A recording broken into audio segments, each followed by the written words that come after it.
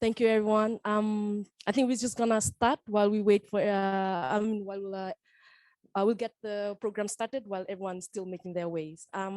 Again, thank you so much for making your time. So, Ginny, can you hear us? Yes, we can, Mary. Awesome. So yes, welcome again. Why kill a robot, or why the Talanoa?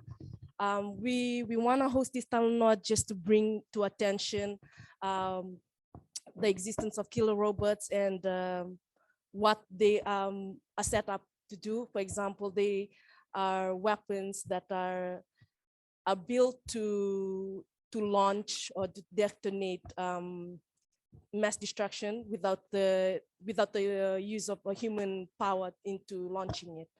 And also our co-host is Safe Ground. They are a Australian-based non-profit organization that pushes and create awareness on against killer robots. The objectives of this Talanoa is for us to raise awareness of killer robots in the Pacific, hear Pacific perspectives on killer robots, and also we want to share how we can take actions in safeguarding our Oceania on this culture of destruction that isn't ours in the Pacific.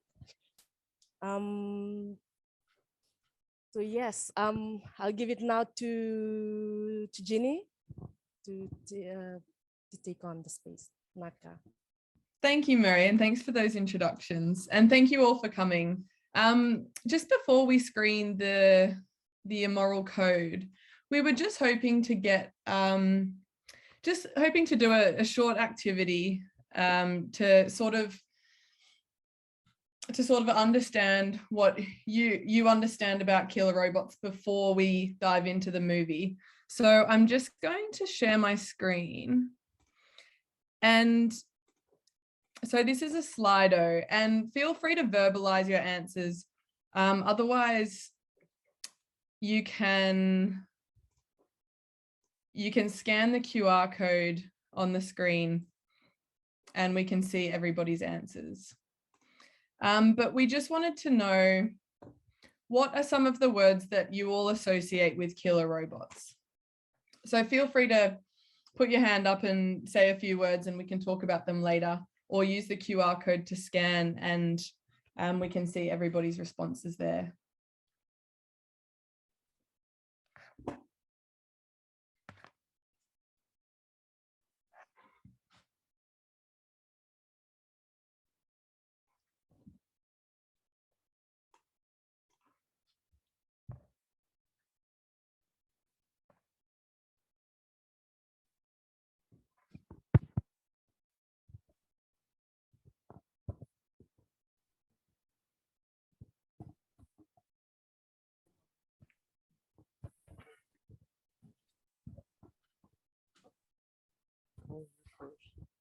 My word would be discussion.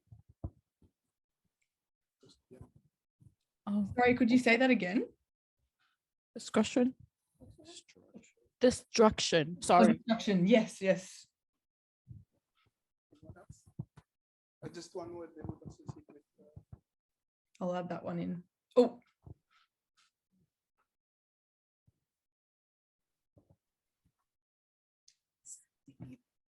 Death. Oh, death.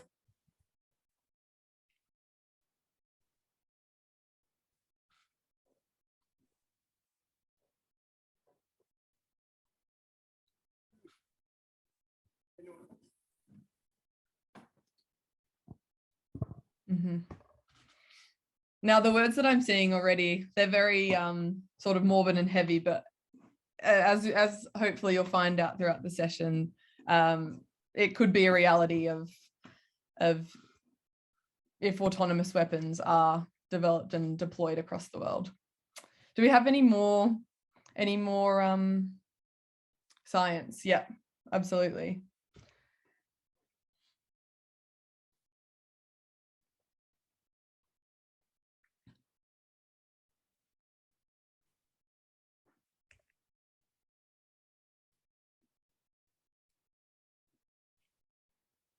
harmful technologies is an interesting one because while we want to promote the positive use of technology for great initiatives for health and medicine and education, yeah, the reality is that this technology is going to be used to harm people. So that's an interesting one. Thanks for your input.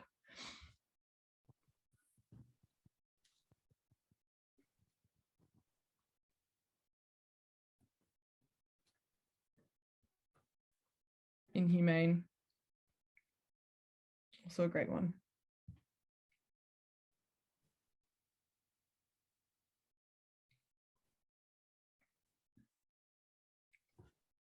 Okay, do we have any more contributions from Fiji or anyone from Safe Ground that we want to discuss, or is everybody okay to move on?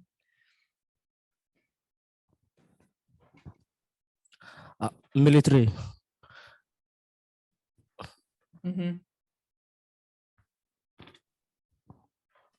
I will add that one in.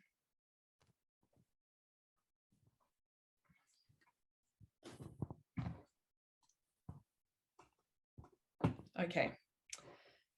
So we'll keep those in mind, and I'm going to take a picture of them just quickly before we move on. But all these words are things that will be addressed throughout the session to come. Oh, we're just getting one more.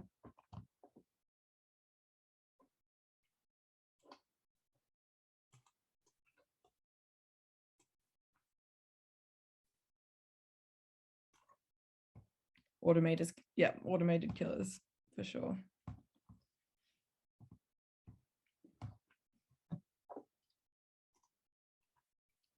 Okay, thank you all for your input. That's really interesting. And again, like we said, like I said before, we'll be addressing these in the session to come. So I will now be screen sharing the Immoral Code, which is a 23-minute short film. And the Immoral Code is a documentary that contemplates the impact of killer robots in an increasingly automated world, one where machines make decisions over who to kill or what to destroy. Life and death decisions are not black and white, on or off, ones or zeros. They're complex and difficult. Reducing these decisions down to automated processes raise many legal, ethical, technical, and security concerns.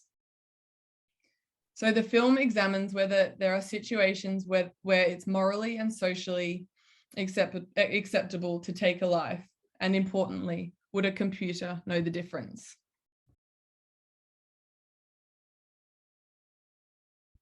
Are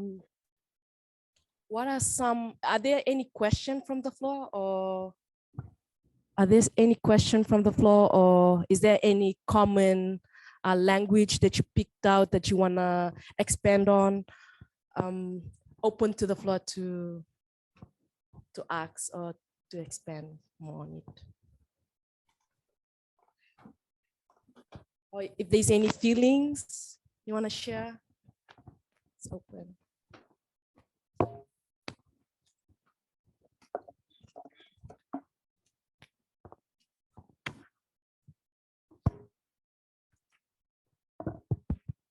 Let me start. So while watching the video, something came to mind is that the focus was on the killer robot.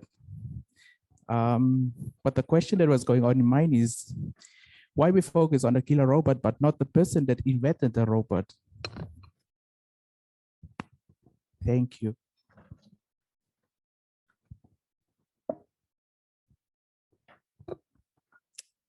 Jenny or Matilda, do you guys want to?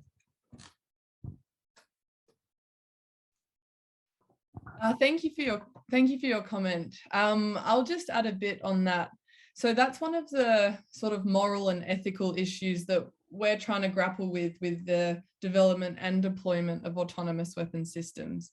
There's a massive accountability gap where if the machine perhaps misfires or something goes wrong, who is accountable? Is it the military commander? Is it the weapons developer? And And I think that's what we'll sort of talk about when we explore more about what the campaign to stop killer robots is doing, where we want to stop the development of autonomous weapons because we don't believe that it is morally or ethically right. And your comment, sorry, could you just clarify what your comment was, where we should focus on who's developing who's developing the killer robots? So the reason why I share that is because most of the issues we face nowadays is we humans are the cause of it. And my question is based on that because there has to be somebody that invented that robot. And I'm assuming it's us, the humans. Yeah, I think you're raising a really interesting point because I think in general with society and technology, it's a really important time for humans as a society to decide what we want to develop and what we don't want to develop. And it's been the same in any sort of wave of inventing, new weapons. There's been one scientist, whoever, who decided to create the atomic bomb, for example. And with this area of artificial intelligence, it was actually people working in AI professors, roboticists, who were the first to be really worried about this being used in the military and to say, we don't want our work being used in this way. There needs to be limits and there needs to be regulations. So there's a lot of people in the tech industry from that background who oppose the creation of these autonomous weapons. But then, of course, there's other people in, for instance, some of the big, I guess, militaries or defense innovation centers in different militarized states who are working on these kinds of systems or developing, more autonomous weapons. And so it's really important that there's international regulation to stop that from happening.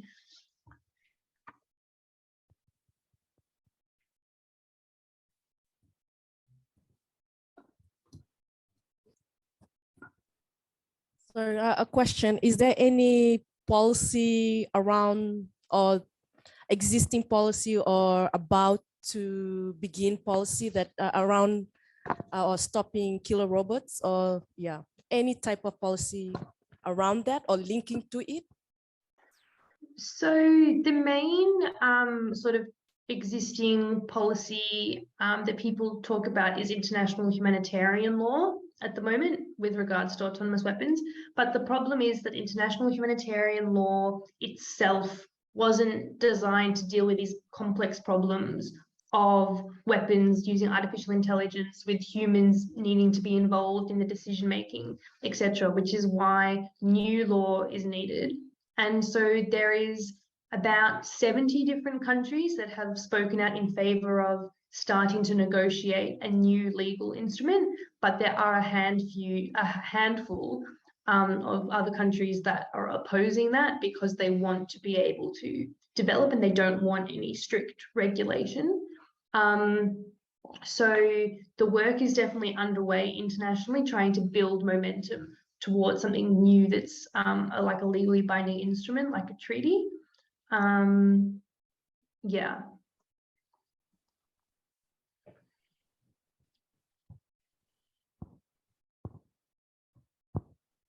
Hello. Sorry. I think I'll say this question on behalf of the Pacific Islanders. We face already a lot of issues existentially, climate change, human rights abuses in West Papua, for instance, and other issues of governance all around the Pacific. Why is this an issue that we should be thinking or talking about moving forward? Thank you. So we've actually prepared a few sort of discussion on those sorts of reasons for a bit later in the session, which I think Jeannie will cover in a lot more detail. But I suppose one thing I'll highlight is that I guess the reality is that these kind of killer robots, if they are developed, are going to impact, the whole world. But also what we've seen historically is that the Pacific is a region where, nuclear testing has occurred, where there's still the legacy of explosive remnants of war from World War II.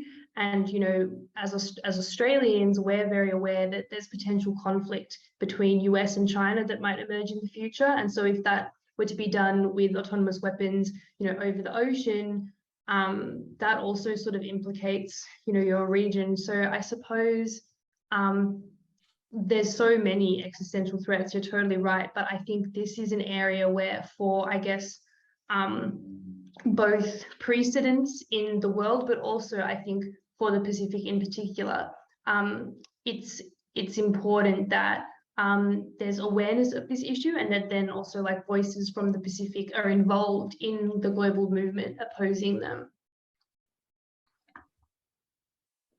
I would add as well that there's been really good engagement, historically with other disarmament treaties from, the Pacific region in general as a otherwise very kind of, I guess, peaceful sort of in terms of foreign policy. And so this would be, I guess, another, like the kind of the newest area, if we think about, nuclear weapons and the TPNW more recently, and before that, the Cluster Munition Convention, so forth.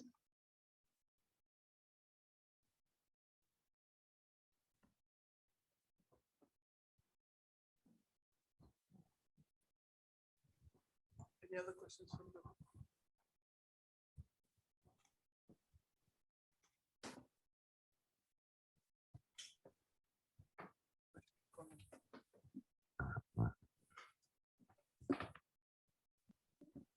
I think that will be there'll be a few questions for now, and then later on we will definitely start by saying thank you all again for coming. My name is Jeannie Wills, and I'm a researcher at Safe Ground. And I'm going to talk briefly about 5 key issues that we have identified that relate to killer robots and the Pacific. So the first reason is increased global power imbalances. So we know that the arms race for autonomous weapons is on. Big budget spending by highly militarized states will increase global power imbalances as they gain an advantage over smaller states in the ability to conduct warfare. What we know about weapons, as Tilly said, is that they have been historically tested in and used in developing countries, which causes physical harms as well as socioeconomic consequences. And as we said before, the Pacific has been a testing ground for nuclear weapons. Autonomous weapons development, we think, poses a new threat. Errors of autonomous weapons could have catastrophic impacts if they are, for example, tested in and over oceans. Also, autonomous weapons proliferation globally is another risk. If we think about the impacts of World War II, small Pacific Island nations were not aggressors, but are still affected by explosive remnants of war, which have left a dangerous legacy that continues to affect lives and livelihoods. And there are potential harms from proliferation, again, if the Pacific were caught in the crossfire between a conflict, potentially between the US and China, as we're seeing today. And so the next reason is the environmental impact and climate change. So we have seen explosive and nuclear weapons being used and deployed. And long after the use of such weapons, we're still seeing the impacts to this day on the environment and biodiversity. So the use of landmines, cluster munitions, explosive, chemical, nuclear weapons have all had hazardous consequences for the natural world all around the globe. And we believe that it will be no different with killer robots, which are designed to be used in the land, on land and in the sea. Militaries are also major contributors to climate change and to carbon emissions, yet their activities are often left off major global emissions targets like the Kyoto Protocol and the Paris Agreement. And studies on the carbon footprint of information and artificial intelligence technology indicate that AI is expected to substantially contribute to climate change. And these are the systems that killer robots will use. And at the time where protecting the environment and biodiversity is a global priority and a Pacific priority, as we heard before, Pacific countries can help prevent the development and deployment of killer robots, which is happening at the expense of our planet. So autonomous weapons rely on algorithms and data processing to apply force. This process can lead to systemic prejudice due to racial, gender, and other algorithmic bias that exists in artificial intelligence systems. Evidence of bias in artificial intelligence and data processing has been shown in policing, criminal sentencing, access to education, healthcare, housing, employment, and this is globally as well. This demonstrates that historically marginalized populations are disproportionately harmed by the automation of decision-making processes. And not only would autonomous weapon systems be impacted by bias, but they can be developed to target and use force against people of a particular demographic and augment existing racial and gender inequalities.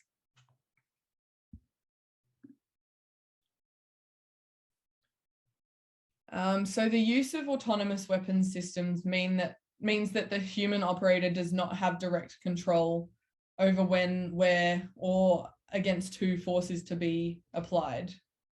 And this means that responsibility and liability for effects of the weapons cannot be straightforwardly assigned to the human operator. So in the context of armed conflicts, where the fog of war already makes it difficult to hold individuals accountable, autonomous weapons would create a huge gap in identifying perpetrators of violence and indiscriminate violence.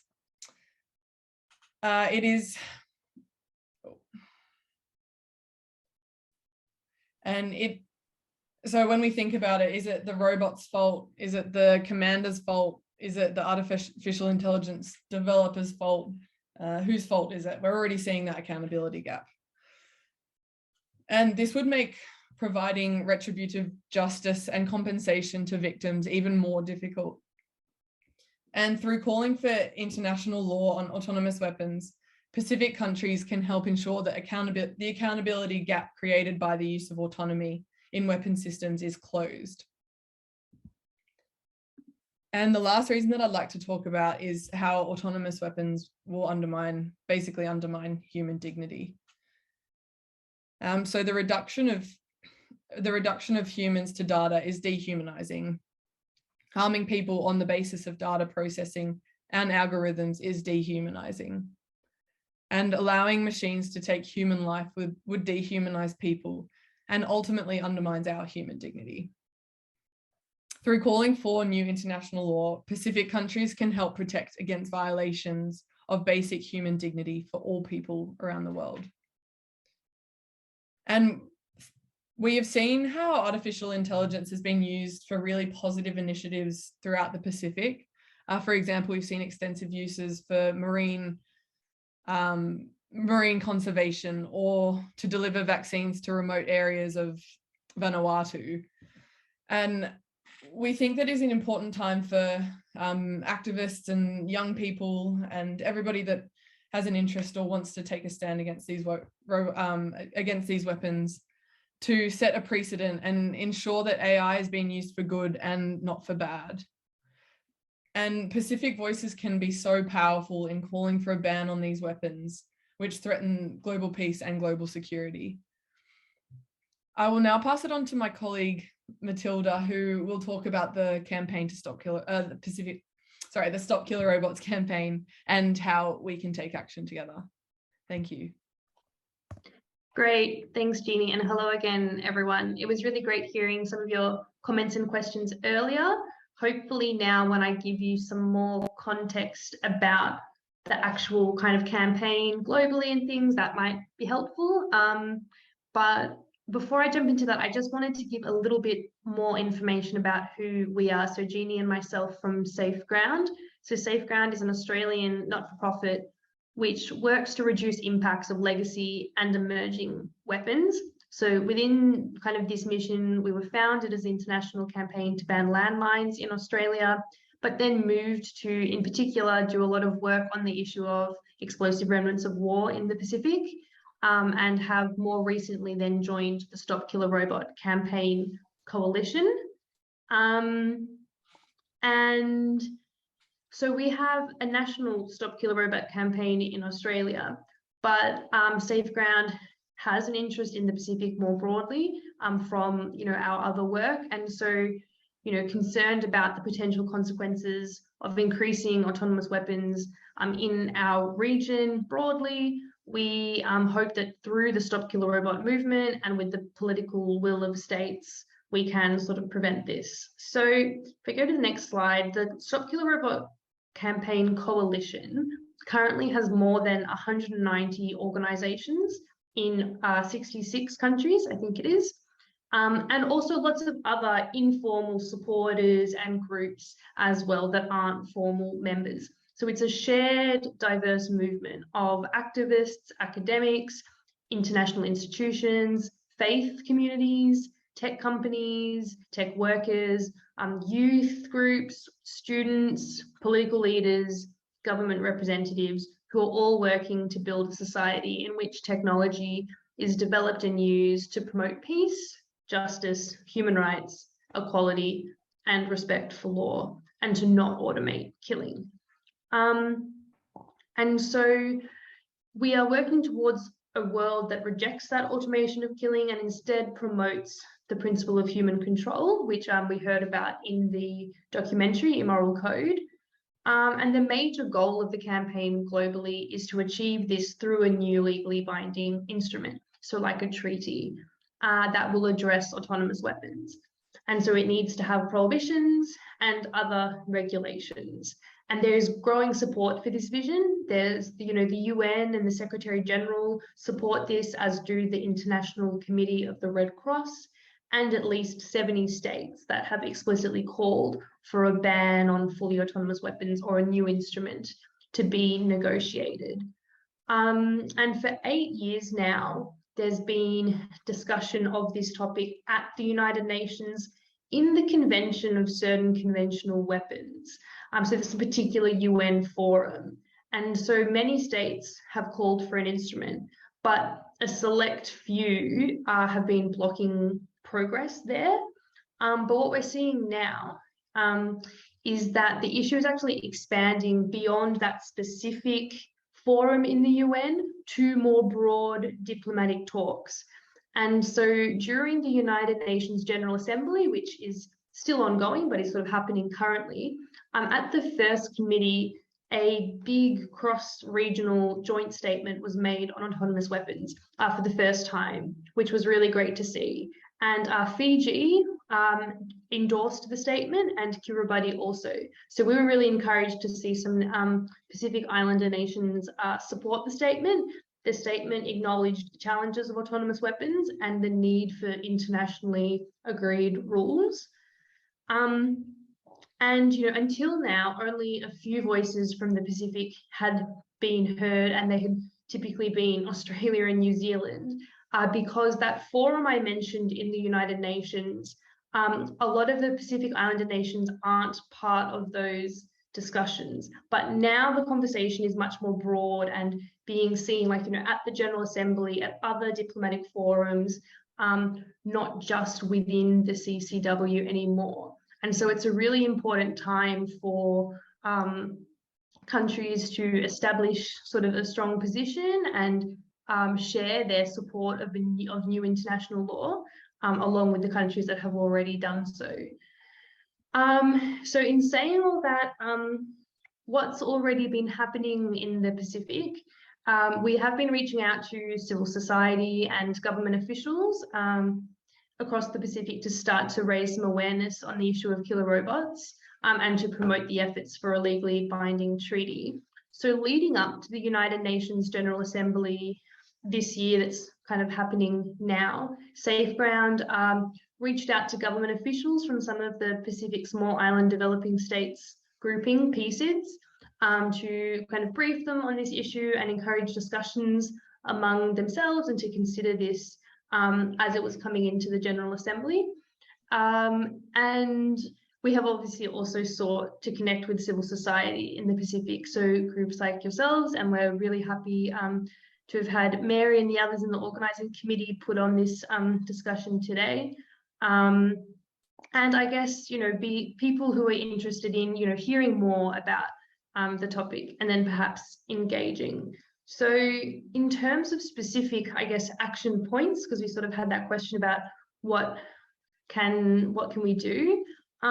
These are just some quite like generic little actions that are available for anyone, anywhere, that the campaign has created. So there's a petition that calls on government leaders around the world to launch negotiations for new international law.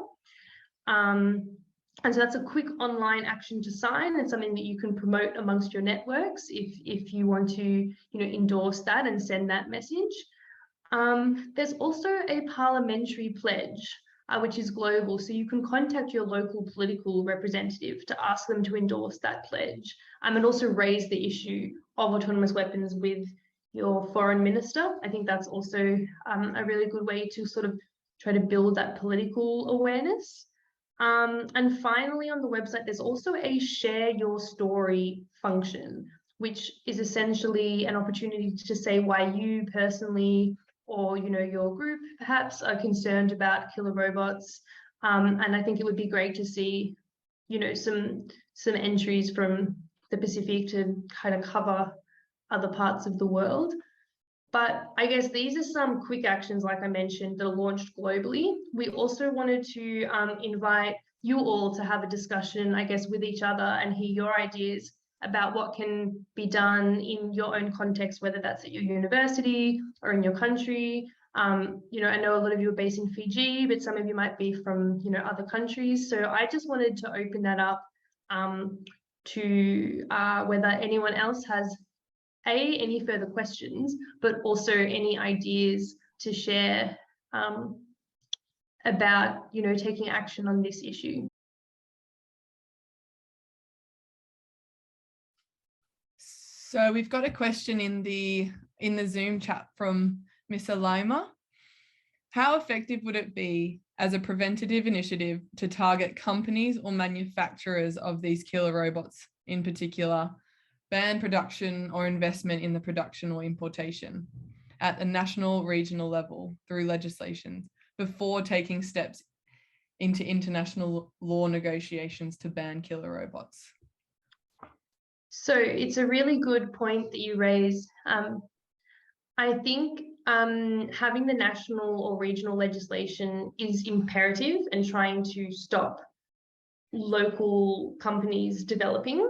But what we've really found is that in order for countries to actually take on creating that legislation, the international law is sort of like what they draw from, the framework. If this is what's agreed internationally, therefore we will then legislate that into our national laws. So it sort of happens in that direction rather than the other way around.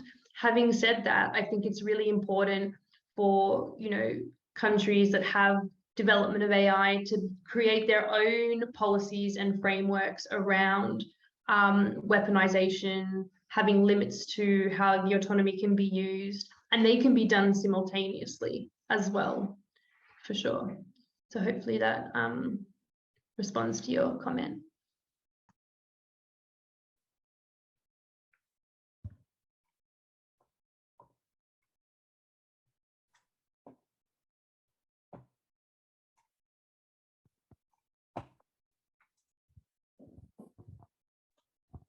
Do we have any question from the floor? Any question at all? Is that someone in the room starting to speak?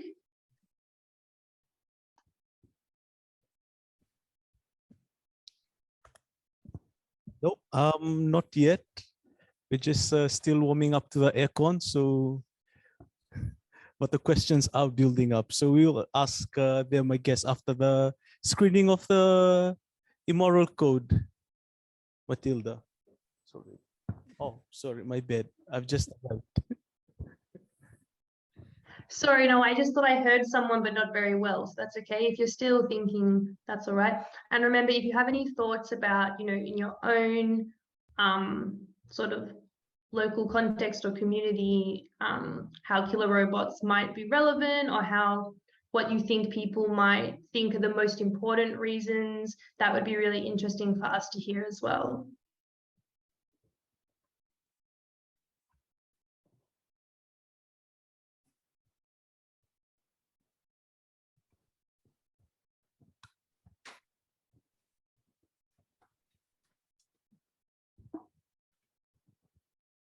Hi. I would firstly just like to say thank you for inviting us to come and just witness and to have an exposure on such matter. And I think the first step for Pacific Islanders is just to be aware of the topic, because most of them focus more on what they're going through, like, you know, in their own countries, and such issue doesn't really affect them as much because they're not really a part of it or more involved in it, but it should be, because as you stated in your first point, us small countries will be more impacted from the bigger countries, like the balance and power and everything. And so I think like the first step, which is what we're having now, is like the Talanoa sessions, and to have more exposure to people who are unaware of the topic, and yeah, and then get more into it and legalize or have some instrument, and get more people to sign the petition, because people aren't so aware of the topic. But yes, again, thank you for inviting me. Thank you so much for your comment. And that's exactly right. That's where we believe these campaigns start, with advocacy, with education, and giving people the information for themselves to make informed decisions on how to move forward in their community. And I think it's just such a powerful way to spread information in your communities. And you know, if you know people that might be interested in this issue, you should just let them know. I think everybody in the room there has a fact sheet, so feel free to pass that on to anybody that might be interested in the issue. But yeah, thank you again for your comments, and we totally agree. This is how conversation starts around these difficult and sometimes abstract topics.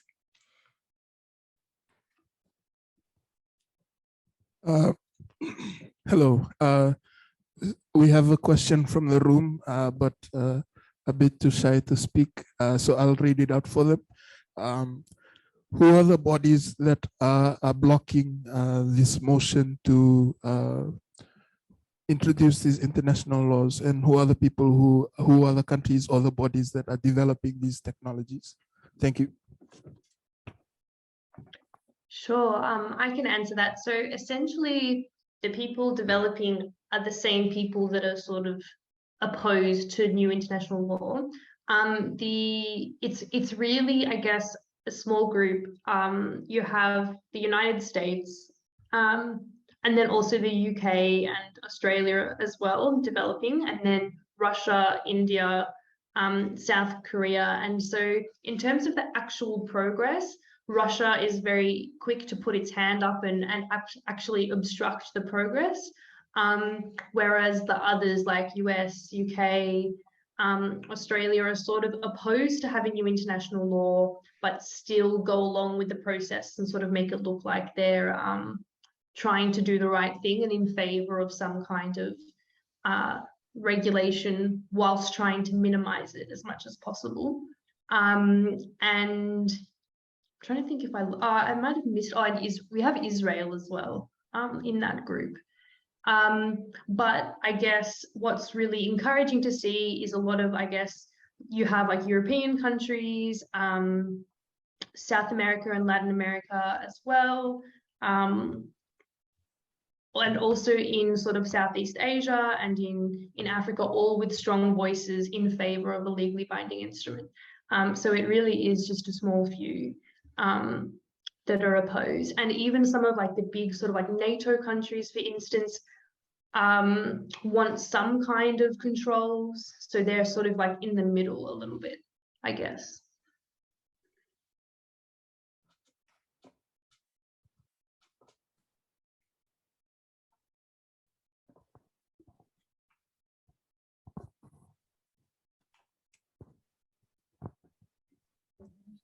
Any questions or comments? Just a question here, like, what if this campaign was carried out successfully and killing robots is banned, yeah? Then what happens now? Yeah.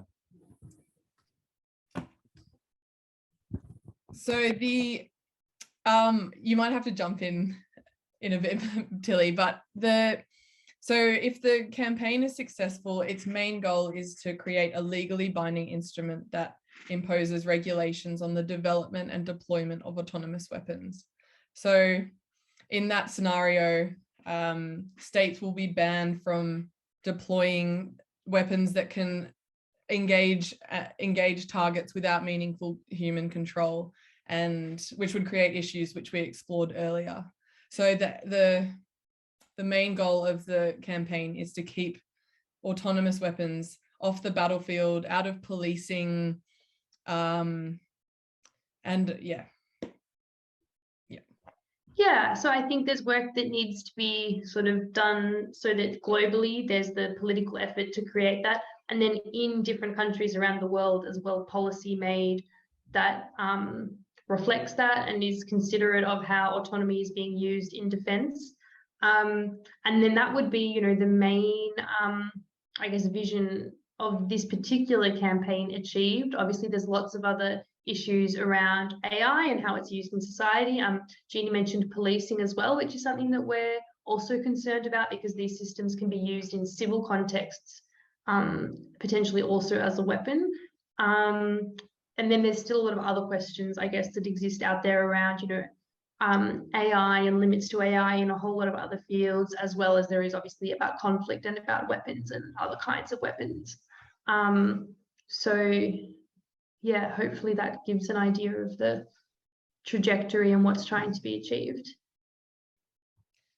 And I'll just add by saying that this campaign is advocating for a preemptive ban. So while autonomous weapons are being developed now, and there's a bit of cloudiness around if they're being deployed at the moment, whether like how autonomous they are, but we do know that they're coming, and this is a preemptive ban. So while it's hard to, maybe it's hard to imagine these systems, but what we're advocating for is for them never to be used, to stop the issue in its tracks, rather than see what might happen if they're deployed and sort of mop up the pieces after.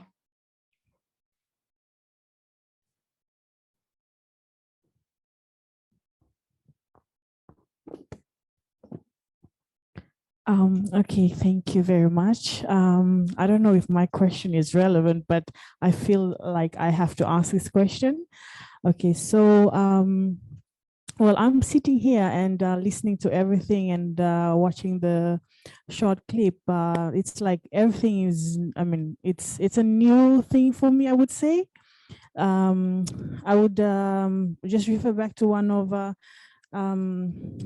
someone said earlier on that the thing that is well known in the Pacific is the climate change and not killer robots. So like this campaign is going on, well, this Talanoa session is going on. Would you say that if you have to rate the killer robots now from 1 to 10, what would you say? Is it is it very serious, or like it's just something that we I mean to campaign against before it's getting worse? I don't know if this question makes sense, but yeah, Thank you. Yeah, I think it's one of these things where, you know, because there is already autonomous systems in defense militaries around the world, but there aren't fully autonomous weapons yet. But we sort of know what it will look like. We know the destruction that it's going to cause. We know the moral and ethical kind of impacts.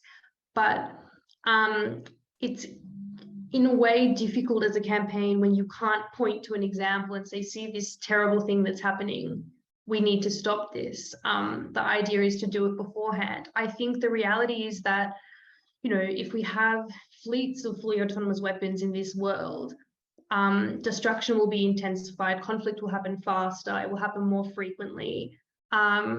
It will erase the kind of human element. So all of these things are really, you know, grave issues, at least in my view, that, you know, really do need to be responded to urgently. You know, how you can rank it, I think it is a little bit more difficult, and also how imminent it is. But what we do know is that a lot of money is being spent right now on technology that will be able to be developed quite quickly and potentially be fully autonomous in all of the things that I described. And it's not currently being sort of used and deployed, but it would be in the very near future if there isn't this kind of, you know, red line drawn in international law, because the technological capability isn't far away. That's kind of what's being explained by the sort of the AI and sort of defense technology kind of experts. So yeah, I think they're kind of the key reasons why it is something to be concerned about, even if it doesn't feel like a current threat or something that's happening like right now. Although if you look at the Ukraine, having said that, now there is, you know, autonomous weapons being deployed, and it's unclear exactly how autonomous they are and things like that, but that are causing sort of, you know, unprecedented destruction and harms. So. And I'll just expand on that by saying, I feel like it's so hard to rank and sort of put issues of climate change in the same breath as issues of autonomous weapon systems. And like Tilly said, there's one that, you know, you can see it happening. I mean, I guess we're here to get your perspectives and to arm you with the information for you to make that decision on where you would rank that, where you would rank this issue of autonomous weapons on a scale. And through our research, we understand that there are pressing issues, especially in a Pacific context, like climate change and like COVID. But what we think from the campaign and, you know, from Safe Ground, we think that there can be tangible and tangible results that will be delivered. And what am I trying to say? We believe that the issue of autonomous weapons can basically be addressed if we can have more Pacific voices and more voices globally around the world taking a stand against killer robots. And yeah, we understand that climate change and this issue are very different. But I think there are steps that can be taken, and the tangible steps that can be taken to address this issue, and quite quickly as well. Thank you, Ginny. Thank you, Matilda. Thank you so much for the question asked. It is an important question, given that, again, mass destruction isn't our culture here in the Pacific. I think from the background of nuclear activist, something that I connected to is through the ocean. And also given that nuclear testings were done in our ocean, more than 315 nuclear weapons were detonated, it affected us climately, environmentally, and also humanly, yeah? The effects afterwards. So I think my weaving into this issue is that it's very much climate destruction oriented. And this is where I guess this is where the importance of this difficult conversation is how we can weave ourselves into these issues.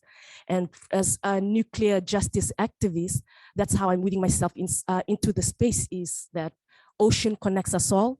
And we identify ourselves as Oceania, and given this killer robot are designed to launch and to launch nuclear whatever mass destruction it is, it will affect us environmentally greatly, given we in the Pacific depend on land and ocean for our food chain.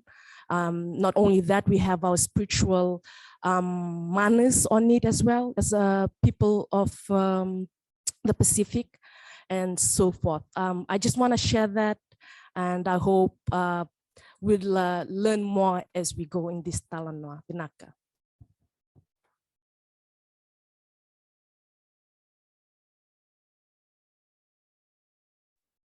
Definitely. I think, thank you for sharing that insight. And, I think with autonomous weapons, they can be any kind. And one of the big ways they are being used is like undersea vessels. So like autonomous submarines or other smaller craft that can go around and autonomously, detonate things, things like this, as well as, over air, where there's also a lot of potential to go wrong. I think if they're being kind of used and tested over the ocean, which I think is quite likely something that we would see.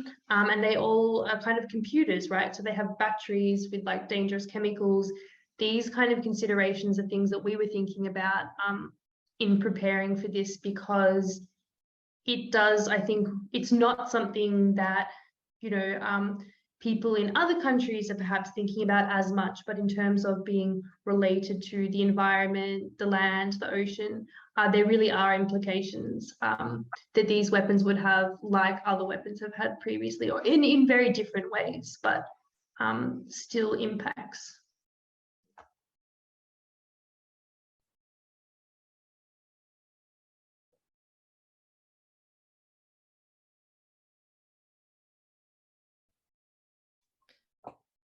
Room.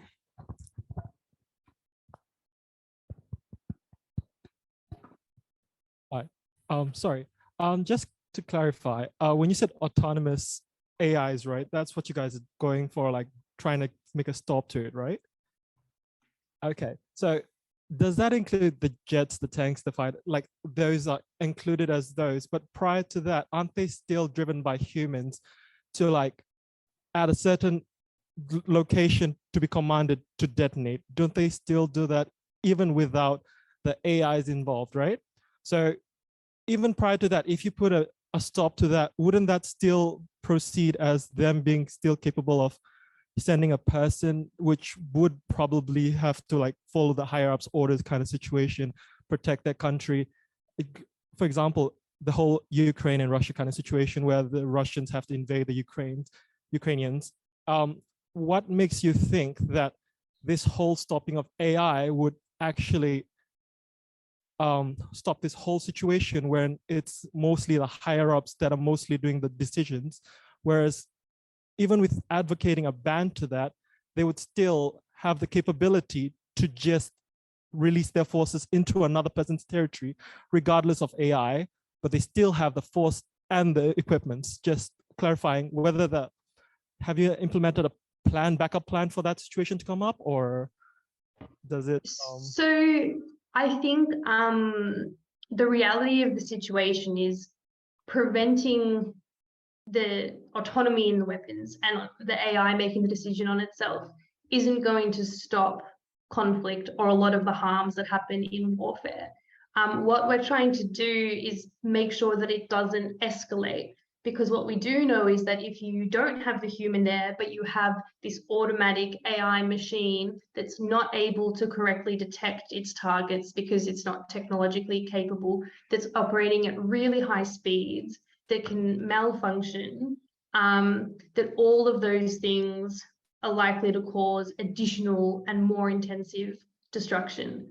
So it's more about preventing that then saying, you know, we can solve all of the issues and ramifications of conflict, because we can't. I think the other thing is, like, I think it was actually talked about a little bit in the documentary as well, that, you know, if there's going to be conflict and fighting, it should have harms. You should be able to kind of feel the effects of it. And if we just have fleets and fleets of this dispensable machinery that doesn't, you know, require a person controlling it to, you know, stop how, you know, fast it acts and things like this, then warfare will look very different. And, you know, other things we know is that, you know, humans are able to do things like exercise restraint, or say, this doesn't look right, the signals that I'm receiving. And we have really positive examples where that's happened in warfare, and you know, potentially devastating catastrophes have been avoided because of the human's intuition, their evaluation, their decisions. Obviously, humans aren't always correct and they aren't always perfect, but neither is the AI. And the AI doesn't have any of the scope for, you know, those positive decisions, I think. So I suppose that's what it is that we're worried about and trying to prevent.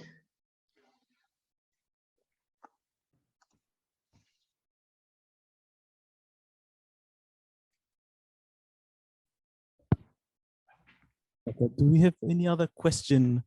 Ginny, I think we still have another session of the Immoral Code, or? No, that was the whole thing. It's just a short film.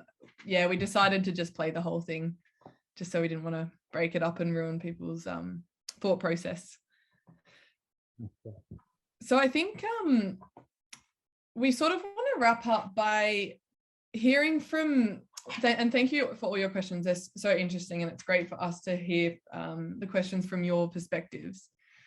And we wanted to finish off by just getting your ideas, maybe perhaps ideas of action that you can take in your community, or that are possible to take in your community, or how we can facilitate further engagement from your communities. So yeah, we just wanted to hear from your perspectives what works best, or what you think would work best for us to sort of pursue in the future with this campaign.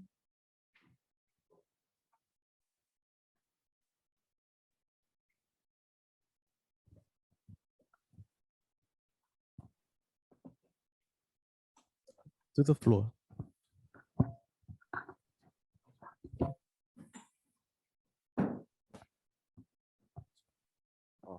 Thank you. As I said earlier, like for Pacific Islanders, it's usually just they're not aware. So I guess like one thing you guys could do is like have an advertisement or a commercial to like release out for people to watch and see how crucial such issue really is. But make sure to make the commercial look scary, because like people in the Pacific really love like those Terminator kind of movies, in case they actually like it more than being afraid of it, you know, just saying. But yeah, like, you know, and spread out the word, because obviously people would say no to such machineries to be developed. So, you know, it's always better to be what's that saying? It's prevention is always better than cure. So yes, thanks again.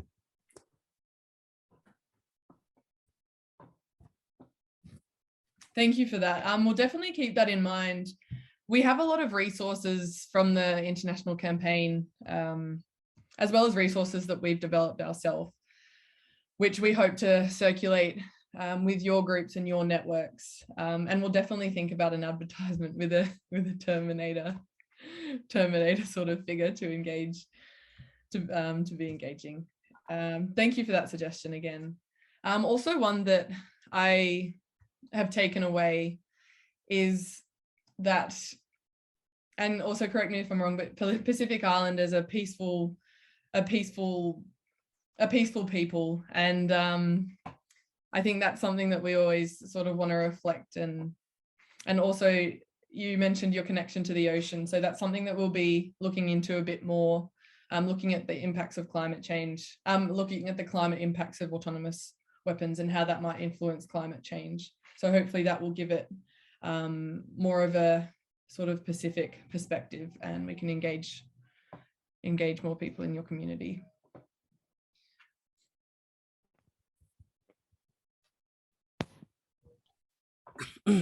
Yeah, I would- Bulavinaka. Firstly, I would just like to comment that this is a very important issue that has been highlighted regarding killer robots. Firstly, before I came to this session, I was oblivious to this being even existing. So I'm happy that I got to know this new piece of information that I'm able to share with working in a grassroots community level. We are able to share this piece of information so that they are aware, because the way this can move forward is if the information and the people are aware that this issue even exists. And just as a person, as a colleague has already mentioned about how it links to climate change. Basically, this has been going on, and we are just not aware that it has been happening. Yeah? So it's important that we relay, as community workers, we relay this information down. And if information could be much more simplified for the community to understand, so that they are, educated. Information is key, information is power, so that it's passed down, so that they know. And if we can build a movement from this piece of information that we've gained. So just take down the information. I think that's my idea of engaging further.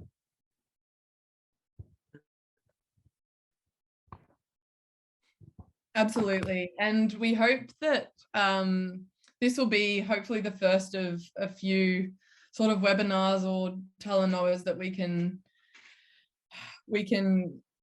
have with you to hopefully, build on this information as we learn it ourselves, and then pass it on to you to sort of make informed decisions within your community, and to give you the right information for you to make decisions and points of action in your contexts. So yeah, thank you for that. Thank you for that comment. I have a question to those of you that are there in terms of spreading awareness amongst more people. Is sessions like this, where it's like a group discussion and presenting, a good way or an effective way to learn about the issue? Would you recommend anything else or anything different? I think we have a really healthy group of experts in the room, coming from different fields of climate, self-determination, oceans, nuclear. I'm sure we can, since we've got contacts here, we can always, like you've said, Jeannie, this is first of many meetups, so we can sit together and really come together and see how we can weave ourselves in and tailor the information to what best suits us in the Pacific, and how we can go about it in our traditional cultural way here in the Pacific. So yes, for now, I'm sure this is an ongoing process that we're going to start. And if there's anything else from the floor that wants to add on, it's open.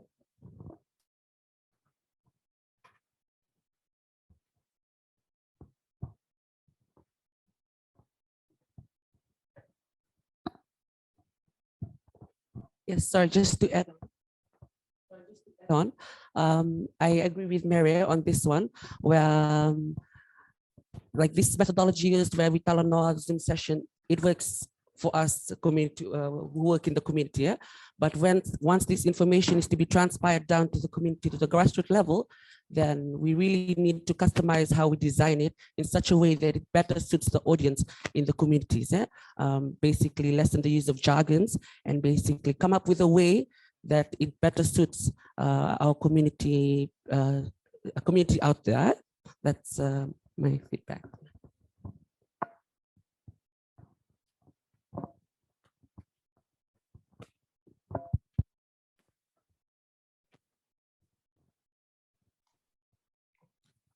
Yeah, I just input from me. I guess I agree with what you mentioned about really contextualizing it to us. Because once, I guess the first time you heard killer robots, you must have been like, oh man, 2050 is here, or 2000 and 3000 and something.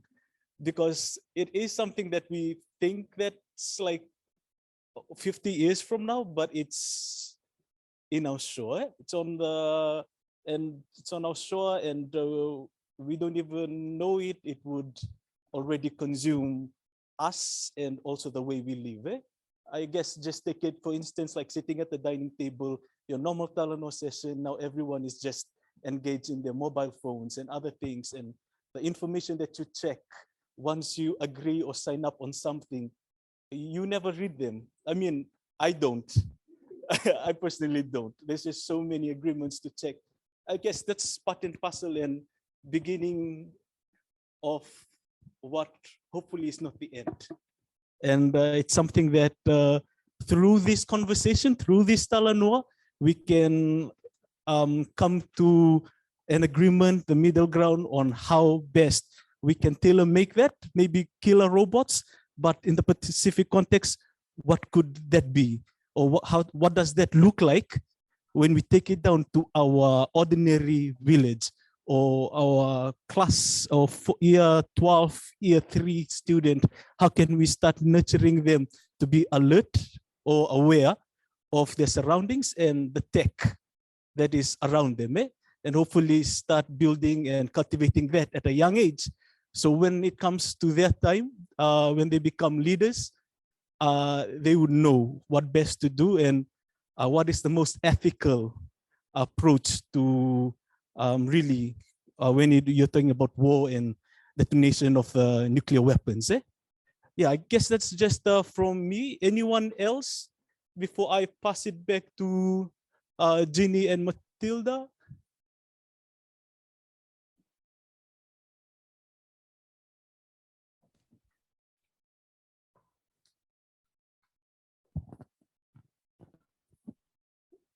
Ginny? Thank you. And thank you so much. Well, I think Matilda and I have a lot to think about after this Talanoa. Thank you so much for giving us your input and your suggestions and your plans of action that we can consider. And we hope that we can keep in touch with you to sort of keep you updated, as well as give you information or answer any more questions that you might have. Yeah, so I'll just like to say thank you so much again. Thanks for having us. And I think Matilda wanted to say something as well.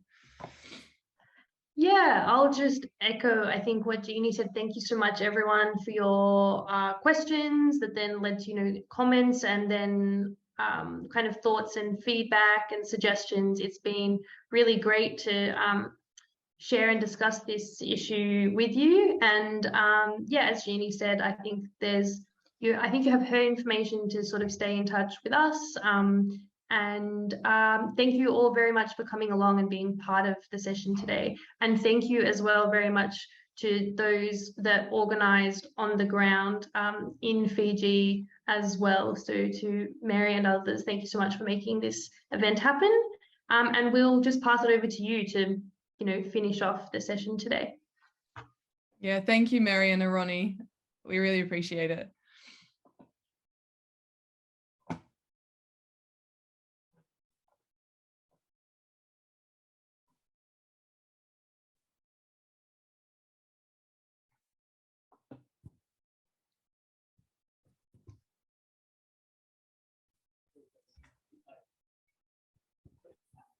Died when we needed them the most.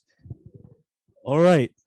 Thank you so much, Jenny and Matilda. Thank you for everything that you've shared, specifically on killer robots and us as ordinary people, people of Oceania, how we can use that, take it down to our community level, to our families back home, to our peers, and how we can advocate really for people to be alert of killer robots and the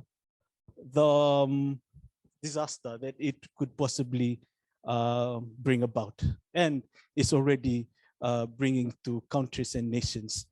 Again, Vinaka Wakalevu for your time, and Vinaka Wakalevu for the awareness session. And again, like Jean and Matilda mentioned, this is the first of a Talanoa session that will continue with the safe ground on killer robots and other pressing issues of the Pacific. And we've got your contacts with us, and we hope that we'll continue to see you and continue to have your support and your brilliant ideas and inputs throughout this journey. Now, I'll just pass it to Mere. So just to add on, I really like to acknowledge USP Human Rights Alumni Petero sitting in the room. Thank you so much, Petero and Safe Ground for co-hosting this Talanoa.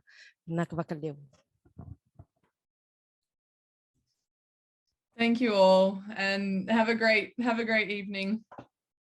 We'll see you again. Nakawaliu. All right. Okay, awesome. I'm going to end this Zoom session, so take care, everybody. All right, guys. For us, it's not the end yet. So we've just got like a couple of paintings there, and if you please feel free to just like put down whatever you think. Like, what were the, I saw that you guys have started with the Slido, like putting down words that describes your thought process as the first time you heard killer robots. And if you could just put that down on that empty canvas, or right there, like please just whatever comes to mind. Plus, we've got refreshments to the left. Maybe are you guys on diet or something? Because no one's. All right, so we've got refreshments there, and also we've got some more food coming for you guys, like a takeaway lunch. So yeah, killer robots. Yeah. And also, it's a good time to network and talk, right? If you guys have any burning questions, and or how we can further this and partner together or be part of the movement, please feel free to join us. If you're also posting any pictures, I think you could use either hashtag Oceania for Safe Ground or Pacific Youth ban on killer robots. So that's just some hashtags that you could use apart from the ones that you could bear in mind that you associate best with killer robots. Once again, Vinakaba Levu, but we'll have like a tea-tail session, not like a cocktail, but like a tea-tail refreshment session.